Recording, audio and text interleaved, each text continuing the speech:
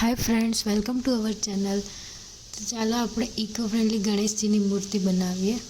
આ મૂર્તિ બનાવવા માટે મેં માટીનો પાવડર લીધો છે, જે ઓનલાઈન પણ મળી રહે છે. પણ આઈ સજેસ્ટ કે આ રીતની રેડીમેડ માટી બનાવેલી હોય એ જ યુઝ કરો તમે. અને પોટરી ટૂલ કિટ પણ યુઝ કરી છે. તો એ બંનેની એમેઝોન લિંક વિડીયોના ડિસ્ક્રિપ્શન બોક્સમાં એડ કરેલી. જોકે નાની મૂર્તિ બનાવતી વખતે ટૂલ કિટનો ખાસ યુઝ થતો નથી. તમે મારા જૂના વિડીયોમાં પણ જોઈ શકો છો, ટૂલ કિટ વગર જ મેં મૂર્તિ બનાવેલી છે. તો નાની મૂર્તિ માટે ટૂલ કિટનો એટલો ખાસ ઉપયોગ થતો નથી. તો ચાલો હવે સ્ટેપ બાય સ્ટેપ ગણપતિજીના આકાર બનાવીએ.